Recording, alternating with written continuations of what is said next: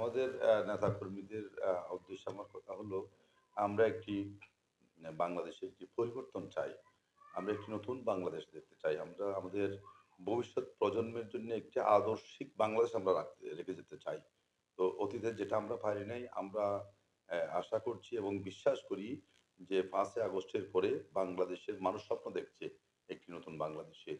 যেখানে বৈষম্য থাকবে না, যেখানে হানাহানি থাকবে না, যেখানে হিংসা বিদ্বেষ থাকবে না, মানুষ মানুষকে ভালোবাসবে, পরস্পরের প্রতি সহযোগী হয়ে আমরা একটি সুন্দর বাংলাদেশ গড়ার স্বপ্ন দেখি। সেই স্বপ্ন বাস্তবায়নের জন্য আমাদের নেতাকর্মীরা নিরলস পরিশ্রম করছে। আমি তাদেরকে ধন্যবাদ জ্ঞাপন করছি। আমি তাদের উদ্দেশ্যে বলব যে আমরা আমাদের কাজ কিন্তু শেষ হয় নাই। আমাদের লক্ষ্য হলো সেই বাংলাদেশ গড়েই আমরা ছাড়বো ইনশাআল্লাহ।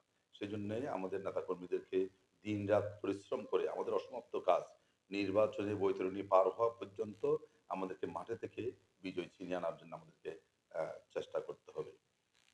আমাদের রোহিঙ্গাদের বিষয়টা